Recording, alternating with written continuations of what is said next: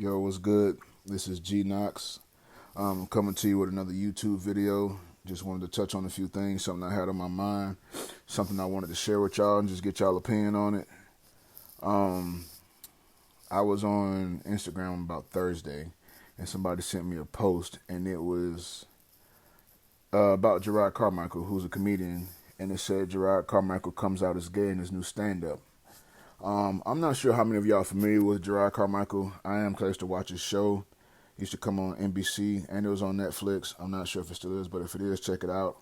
It was him, Lil Rel, David Allen Greer, Tiffany Haddish, and Loretta Devine.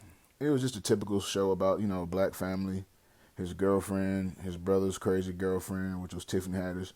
Pretty funny, man. So, I really, like I said, I enjoyed it. I enjoy his comedy. It's pretty dry humor, but it's still funny. Then Lil Rel took it over the top with his side of comedy. So if y'all haven't seen it, check it out. But, so like I said, it said he came out as gay in a new special on HBO, which aired on Friday. So when I got home Friday, took me a little shower, ate. I'm about to check this out and see what it's talking about. And I'm on the fence. I'm like, is he really gay, or is it just like some clickbait shit to get people to watch it, or he just finna, just be on some comedy shit? Because everything that makes the headlines on social media is gonna get some views. So I was like, I'm gonna check it out. And just off rip, it was pretty. He came out, to some smooth music, sat down in the chair.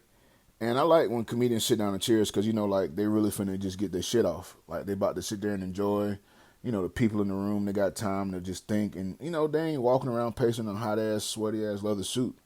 So I was, I was all for it. And so the first thing that really took me by surprise was what I noticed was when he came out and sat down and started talking, like his voice was a little shaky, he was cracking.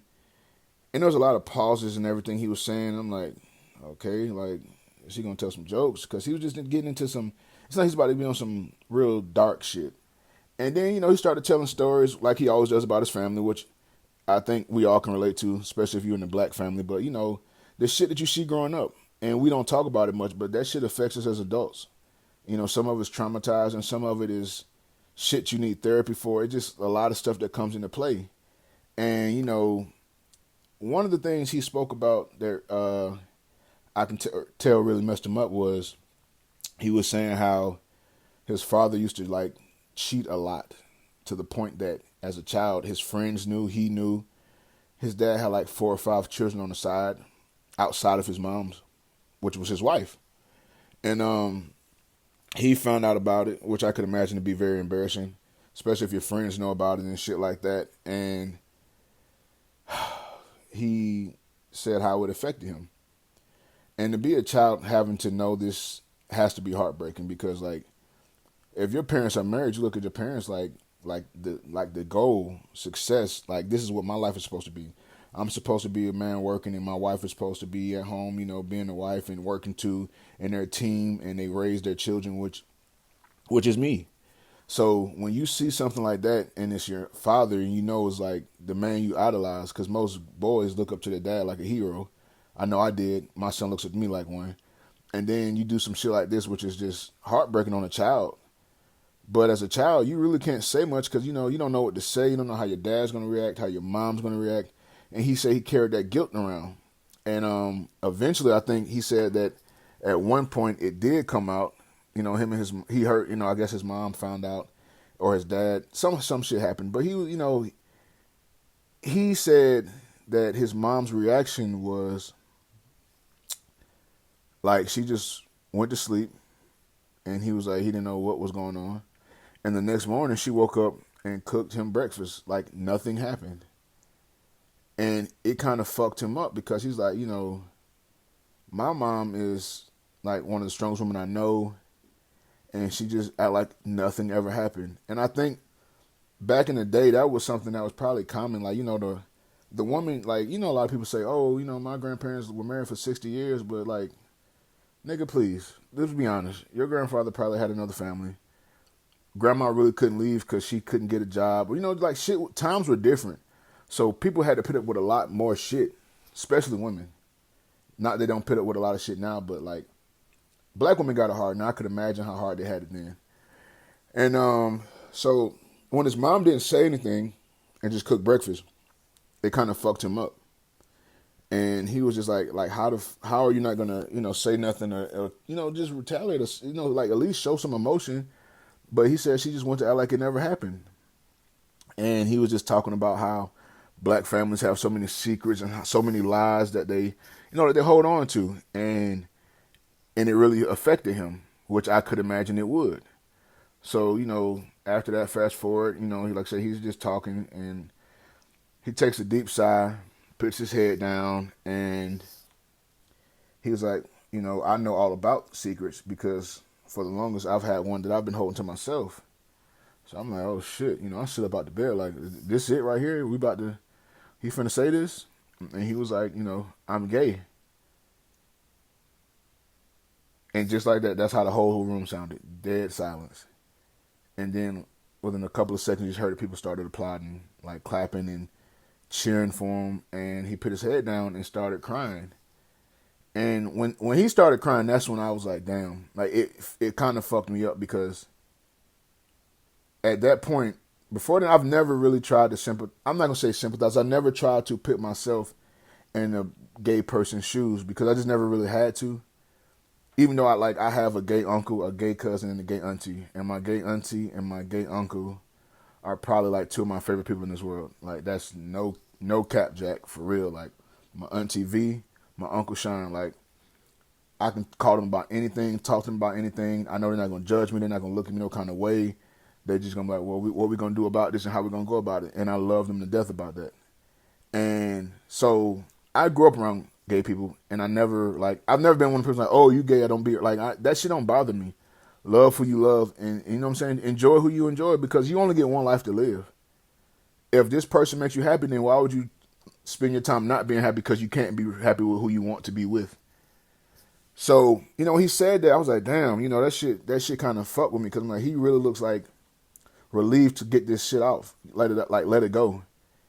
So then somebody in the crowd was like, hey, Jerrod, how did your mom take it when you told her? Because as he said before, plenty of times, his mom was like one person he always looked up to and thought was a strong person. And he dropped his head and sighed and started like tearing up again. And he said, when I got the courage to call my mom and tell her, she was just like, well, I'm going to side with Jesus on this. And I'm like, bro, like that shit crushed me.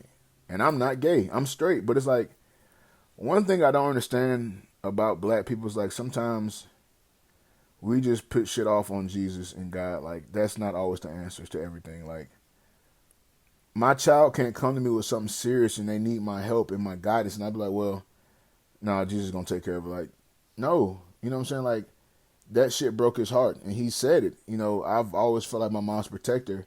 And the one time I called on her and needed her for something, like, she said she wasn't fucking with it. But you could accept this man having 5 children on the side. But you can't accept the guy, the person that you created with your genes, your DNA, to conceive and carry for 9 months. You can't accept the decision he's made. And it just really made me think, like, like if my children get over and tell me some shit that, even if I don't agree with it, that's my child. I'm never going to tell you not to. I'm not going to tell you I'm not fucking with you. I don't love you. You can't talk to me. I'm done. Like, that shit just cannot be acceptable. And I think that's why so many people have so many fucked up ways and so many problems now, because you think about it, you are, like, you're dealing with so much shit on the normal, and you feel like you're going to come to somebody for some support, the one person that you think would, and they say no, they reject it. That shit has to hurt. You know what I'm saying? Because I think going to a parent, like, they can't change the world and how the world views things and how the world views you. But one little word can change your world. And that shit means more than anything else. Like, when I call my mom, I don't give a fuck what nobody else say. Whatever she give me, that's what I'm sticking with. That shit changes me mentally and emotionally. So when I saw it, it kind of put me in a mindset that, damn, this is what a black man who's gay has to go through to have to be like, because he even joked about his homeboys. Like, when he told his best friend was like, damn, nigga, I feel like you tricked me into being your friend because you've been gay all this time and I didn't know. Like, that shit's a joke. I'm sure they laughed it off, but that shit probably like, damn, like, that's how you feel type shit. Like, it's always some truth to a joke. And I don't give a fuck if it's one of my best friends, my brother, my nigga, my like. If you say, hey, bro, I like men, I'm gay. All right, it is what it is. You know what I'm saying? Like I ain't looking at you no different. The shit you've done for me as a friend or as a brother is not gonna change what you do on your own time. And I know it's still the same with me. So if you call me with an issue and we got some smoke or some static, I'm still gonna pull up and we gonna take care of it because you my brother for life no matter what. And I just feel like we have to start empathizing with people a lot more and start trying to show more compassion because you never know what kind of shit somebody's dealing with. I could not imagine having such a strong feeling about something that I could not express with the world because I would get looked at differently.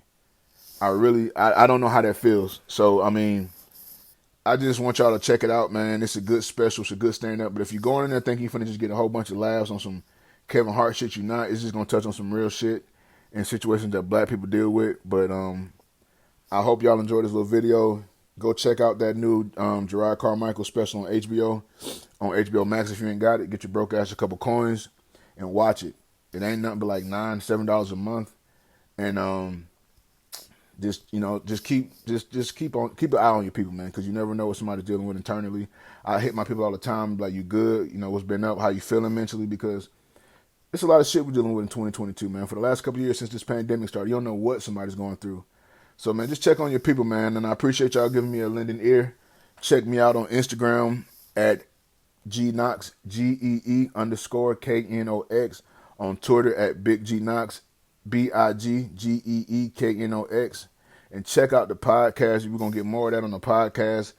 On iTunes, just search GKnox, GEEKNOX. It's going to come up as the 9 to 5 podcast. And on SoundCloud.com/GKnox podcast. I appreciate y'all fucking with me. I'm out.